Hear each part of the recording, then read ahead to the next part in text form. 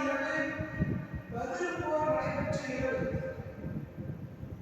காஃபிர்களுக்கும் முஸ்லிம்களுக்கும் 63 ஆண்டு கால வாழ்க்கையில் ஒரு எதிரியை கூட, ஒரு துரோகியை கூட கடச்சொல் சொல்லாத பெருமானார் ஸல்லல்லாஹு அலைஹி வஸல்லம் தற்காப்பிற்காக வாளெடுக்கிறார்கள். உயிரை பாதுகாத்துக் கொள்வதற்காக வாளெடுக்கின்றார்கள். தன்னால் அநியாயமான முறையில் எந்த உயிரும் போகக்கூடாது என்பதில் பெருமானார் மிக கவனத்தோடு இருக்கின்றார்கள். மிகப்பெரிய வெற்றி இந்த இரவில் அல்லாஹ் கொடுத்த வெற்றி, அது மிகப்பெரிய வெற்றி. பெருமானார் ஸல்லல்லாஹு அலைஹி வஸல்லம் நோன்பு வைத்த ஒரு கூட்டத்தை மறைத்துக் கொண்டு ஒரு நாள் இரவு முழுவதும் அந்த மக்களுக்கு அறிவுரை செய்து அவர்களை தூங்க வைத்து பெருமானார் ஸல்லல்லாஹு அலைஹி வஸல்லம் விடிய விடிய நின்று தஸ்பீஹ் செய்து தொழுது சஜ்தாவிலே இருந்த இரவு அது 17ஆம் நாளுடைய இரவு. அதாவது இன்றைய இரவு பெருமானார் தூங்கவே விழித்துக் கொண்டே இருந்தார், திக்ர் செய்து கொண்டே இருந்தார். ஒரு கூட்டம் மக்காவிலே முஸ்லிம்களை இருக்க விடாமல் மக்காவை விட்டு வெளியேற்றிய ஒரு கூட்டம், அன்சாரிகளுடைய எல்லா சொத்துக்களையும் சூறையாடிய ஒரு கூட்டம், எல்லா வகையான பொருளாதாரங்களையும் எடுத்துக்கொண்ட ஒரு கூட்டம். அவர்கள் மசூரா செய்கிறார்கள். நாட்டை விட்டு விரட்டி வேறு ஒரு இடத்தில் இருக்கக்கூடிய பெருமானார் ஸல்லல்லாஹு அலைஹி வஸல்லம் அவர்களை எப்படியாவது ஒடுக்க வேண்டும் என்று ஒரு மசூரா நடைபெறுகிறது.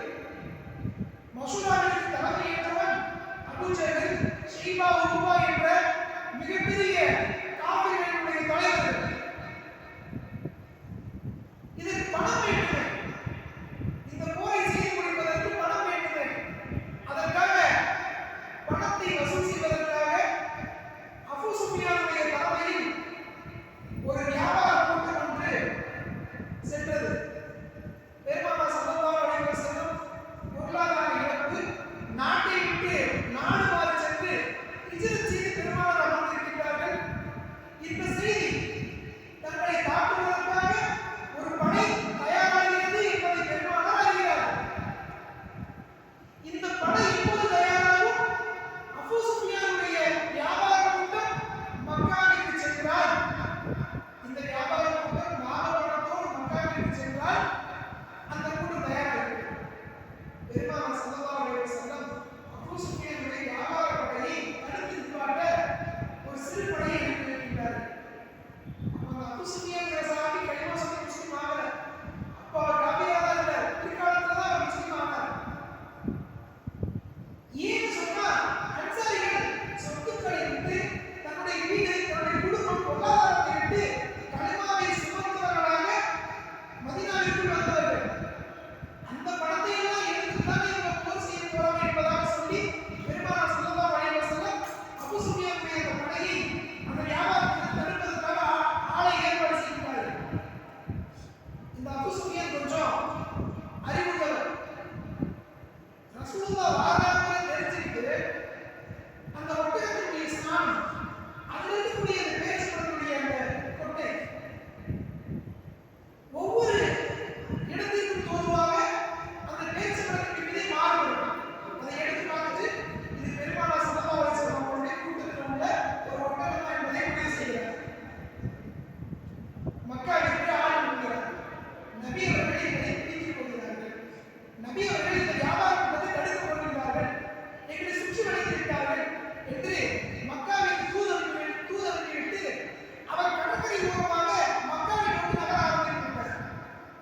இதை தெரிந்து கொண்ட அந்த அபூ ஜஹல், அந்த காபிர்கள் கூட்டம் மிகுந்த கோபத்தோடு பெருமானார் ஸல்லல்லாஹு அலைஹி வஸல்லம் அவர்களையும் அந்த 313 சஹாபாக்களையும் தாக்குவதற்காக ஒரு பெரும் படையை திரட்டி கொண்டு வருகின்றார்கள்.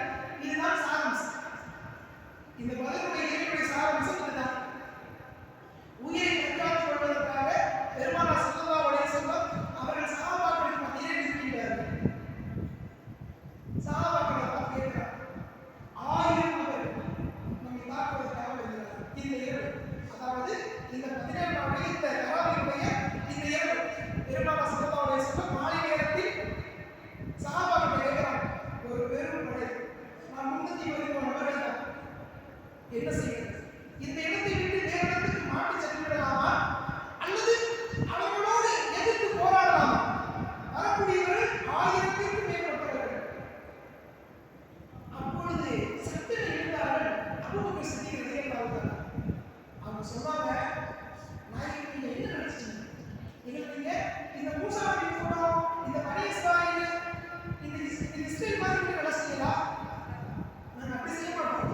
ஏன்னா மூசா நபி அவங்க கேட்டாங்க, அந்த பனி இஸ்ராயீல் கூட்டத்தை கேட்டாங்க, இந்த ஃபிரௌனுடைய படங்களை பார்க்க வருது, என் கூட நீங்க வந்து அடிபட்டு நில்லுங்க, அல்லாஹ் உதவி செய்யறதா சொல்லிட்டான். நீங்க சண்டையிடுவதற்கு சண்டைலாம் போட வேண்டாம், சப்புல வந்து நில்லுங்கன்னு சொல்லும் பொழுது அந்த பனி இஸ்ராயீல் கூட்டம் சொன்னாங்களா, நாங்க கலிமா சொன்னதே பெரிய விஷயம், நாங்க வந்து உங்களை ஏத்துக்கிறதே பெரிய விஷயம், இதுல போர்லாம் வர முடியாது.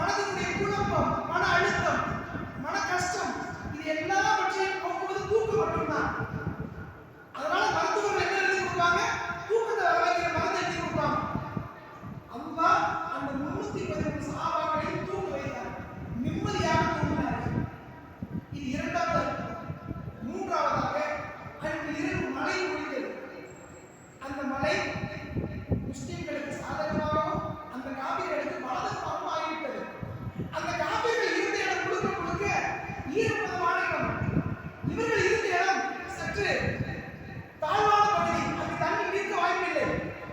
இந்த பதிர்களத்தில் உள்ள அந்த காவிரியில் இருந்த எல்லா இடத்திலையுமே தண்ணீர் சேர்ந்து சகதியாக ஆகிவிட்டது. இதிலே அவர்கள் பலகீனப்பட்டு போனார்கள். பெருமானார் ஸல்லல்லாஹு அலைஹி வஸல்லம் அவர்கள் குடித்து வைத்திருந்த அந்த நீர் தடாகத்தை தவிர மிச்ச எல்லா தண்ணியும் சுத்தி இறங்கிருச்சு. இப்ப இவர்களுக்கு ஒரு ஒரு சாதகமான சூழ்நிலை ஆக்கி கொடுத்தாங்க. ஒரே மழைதான், அந்த மழை காபிர்களுக்கு பாதகமாகவும் முஸ்லிம்களுக்கு சாதகமாக ஆக்கி கொடுத்தாங்க. ஆக ஹிஜ்ரி 2ஆம் ஆண்டு ரமதான் பிறை 17 அன்று காலையில் போர் ஆரம்பமாகிறது. 3 சஹாபாக்கள் முதலிலே களமிறங்குகிறார்கள். உபைதா ரலியல்லாஹு தஆலா அன்ஹு, ஹம்ஸா ரலியல்லாஹு தஆலா அன்ஹு, அலி ரலியல்லாஹு தஆலா அன்ஹு. இந்த போரினுடைய முதலாவது ஒரு முறை 3 நபர்களுக்கு அடிப்படையில் 3 நபர்களாக போர் செய்ய வேண்டும். முதலில் இந்த 3 நபர்கள் இருக்கின்றார்கள். 3 நபர்களும் 3 பேரை ஷஹீதாக்கி வெற்றி அடைகிறார்கள். அடுத்து 2வது முறை மொத்தமாக போர் ஆரம்பிக்கிறது. பெருமானார் ஸல்லல்லாஹு அலைஹி வஸல்லம் முஹாஜிர்கள் 60 நபர்கள், நாடு விட்டு நாடு திரும்ப வந்த சஹாபாக்கள் 60 நபர்கள். அந்த சஹாபாக்களை அரவணைத்து தன்னுடைய வீடு, தன்னுடைய வியாபாரம் எல்லாவற்றிலும் பங்கு பிரித்து கொடுத்தவர்கள் 240 அன்சாரி சஹாபாக்கள். இந்த நிலைமையில் அல்லாஹ் சுப்ஹானஹு வ தஆலா வலகத் நஸரத்துல்லாஹி பத்ரின், அல்லாஹ் உங்களுக்கு பத்ரிலே உதவி தரவில்லையா என்று அல்லாஹ் கேட்கின்றார். அவர்கள் புரிந்தவர்களாக இருந்தார்கள். பதில் உள்ளவங்க புரிந்தவர்களாக இருந்தார்கள். அல்லாஹ் அவர்களுக்கு கொடுத்தது பிகலாத்தி அலாபின் மலாயிகா முன்சினி 30,000 மலக்குமார்களை அல்லாஹ் தஆலா உதவி செய்திருக்கிறார். சில சஹாபாக்கள் அறிவிக்கின்றார்கள், நாங்கள் வெட்டுவதற்காக வாளை உயர்த்தினோம், ஆனால் எதிரிகளுடைய தலை கீழே விடும். நாங்கள் வெட்டுவதற்காக எங்கள் வாளை உருவினால் சிலர் எதிரிகளுக்கு வெட்டுவிடும். அல்லாஹ் அந்த மலக்குமார்களை அங்கு இறங்குகின்றார். பதில் என்பது அது போர்க்களம் மட்டுமல்ல, அடுத்து வரக்கூடிய எல்லா மக்களுக்கும் அது பாடம் என்பதை நாம் உணர்ந்து கொள்ள வேண்டும். நமது வீட்டில் ஒரு சிரமம், ஒரு கஷ்டம், பொருளாதார நெருக்கடி, வியாபாரத்தில் நிம்மதி இல்லாத சூழல். அப்ப அல்லாஹ்விட உதவியை நாடும் பொழுது அல்லாஹ் கண்டிப்பாக மலக்குமார்களை கொண்டு உதவி செய்வான். தக்வாவோடு இருந்தார். அந்த சஹாபாக்கள் இறையச்சத்தோடு இருந்தார்கள், நம்பிக்கையோடு இருந்தார்கள். 3 மடங்கு, நம்மை விட 2 மடங்கு அதிகமான படை எப்படி போதுவது? அல்லாஹ் அவர்களுக்கு கொடுத்த மிகப்பெரிய நியமத் என்னன்னு சொன்னா, எதிரிகள் பார்வையில் இந்த 313 சஹாபாக்களை பிரம்மாண்ட படை போன்று அல்லாஹ் காட்டினார். அதே போல இந்த 313 பார்வையில் அந்த எதிரிகள் கூட்டத்தை சொற்பமாக காட்டினார். இது அல்லாஹ் போடுவார். இப்ப இருக்கக்கூடிய ஆட்சியர் கொடுத்தவங்க அல்லாஹ் போடுவார். சில நேரங்களில் சொற்ப படைதான், ஆனா அவங்க உள்ளத்துல ஒரு பெரிய பயத்தை ஏற்படுத்தும். சின்ன படைதான், ஒரே ஒரு படை, ஒரே ஒரு இஸ்லாமிய நாடு, அந்த நாட்டை சுற்றி இருக்கக்கூடிய அத்தனை நாடுகளிலும் எதிரிகளுடைய படை எதையும் யோசிக்காமல் அல்லாஹ்வுடைய நம்பிக்கையோடு ஒரு நாடு சண்டையிடுகின்றது, ஒரு நாடு போராடுகின்றது. இழப்பதற்கு எதுவுமே இல்லை என்ற சூழல். அல்லாஹ்விற்காக இருக்கக்கூடிய தக்வாவுடைய மக்கள், கொள்கையில் மாற்றமானவர்கள் தான், கொள்கையில் வேறுபாடு உடையவர்கள் தான், ஷியாக்கள் தான், தக்வாவோடு இருக்கின்றார்கள். அல்லாஹ் உதவி வரும் என்று நம்புகின்றார்கள். கொள்கையில் மாற்றத்துக்கு உள்ளவர்கள் தான். நபி ஸல்லல்லாஹு அலைஹி வஸல்லம் அவர்களை நபி என்று ஏற்றுக்கொள்ளாமல் அவர்களை ஏற்றுக்கொண்டு அல்லது பலவகை இருக்கிறாங்க. அதுல ஒரு கூட்டம் அலி ரலியல்லாஹு தஆலா அவங்கள நபி என்று முன்னிலைப்படுத்தக்கூடிய ஒரு கூட்டம். ரசூலுல்லாஹ்வை பிற்படுத்தி அலி ரலியல்லாஹு தஆலா அவங்களை முன்னிலைப்படுத்தக்கூடிய ஒரு கூட்டம். கொள்கையில் மாற்றமானவர்கள் தான். அவர்கள் நியாயம் என்று பார்க்கும்போது இவர்கள் நியாயத்தை பக்கம் இருக்கின்றார்கள். இந்த ஈரான் மக்களுக்காக துவா செய்ய வேண்டுமா? அவர்கள் ஷியாக்களாயிற்று என்பதாக சில கருத்துக்கள் வரும் பொழுது இந்த கொள்கையெல்லாம் மாறுபட்டு காசாவுடைய மக்கள் அவர்கள் சுன்னத்துல் ஜமாத்தை சார்ந்தவர்கள் தான். அவர்கள் அல்லாஹ்வை ஏற்றுக்கொண்டவர்கள் தானே. உலகத்தில் உள்ள 75% மக்கள் சுன்னத்துல் ஜமாத் உள்ளவர்கள் தான். சுன்னத்துல் ஜமாத்னா என்னன்னா, அல்லாஹ்வை ஒருவராகவும் ரசூலுல்லாஹ்வை தூதராகவும் ரசூலுல்லாஹ்வை யார் யாரெல்லாம் ஃபாலோ பண்றாங்களோ அதுதான் சுன்னத்துல் ஜமாத். நபியின் சுன்னத்தை பின்பற்றக்கூடிய மக்கள் என்பதாக அந்த பேர். சில இயக்கங்கள் வேறு வைத்துக் கொள்ளலாம். ஆனால் அல்லாஹ்வை இறைவனாக ஏற்றுக்கொண்டு நபி அவர்களை என்று ஒப்புக்கொள்ள கூட்டும் எல்லாவற்றிற்கும் பெயர் சுன்னத்துல் ஜமாஅத் தான். அவர்கள் வேறு கொள்கைதான். ஆனால் நியாயம் என்பது அந்த காசாவின் மக்கள் எத்துணை குழந்தைகள் 70,000 மேற்பட்ட மக்களை கொன்று குவிக்கும் பொழுது அப்பொழுது தெரியவில்லை இவர்கள் ஷியா, இவர்கள் நம்முடைய கொள்கை சார்ந்த எண்ணமெல்லாம் வரவில்லை.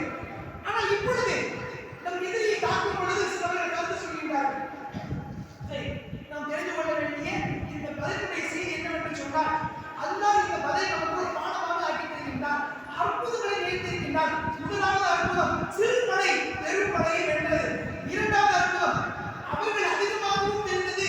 இந்த மக்கள் அதாவது எதிரிகளுடைய பார்வையில் இந்த 313 நபர்களை அல்லாஹ் பிரம்மாண்டமாக காட்டினார். 30,000 மலக்குமார்களை அல்லாஹ் தஆலா அந்த இரவு இறக்கினார். அதே நேரத்தில் உள்ள படபடப்போடு நாளை உயிரோடு இருப்போமா இல்லையா என்ற கேள்விகளோடு இருக்கக்கூடிய மக்களை அல்லாஹ் தூங்க வைக்கின்றார். தூக்கத்தோடு அந்த தூக்கத்தை பெற்ற நிம்மதியோடு அந்த சஹாபாக்கள் போர்க்களத்திற்கு வருகின்றார்கள். அந்த காவிகள் மது ஆட்டத்தோடு கேளிக்கை விடுதிகளோடு கொண்டாட்டமோடு இருந்தவர்கள் இன்று இருக்கக்கூடிய அரபு நாடுகளை போன்று சகல வசதிகள்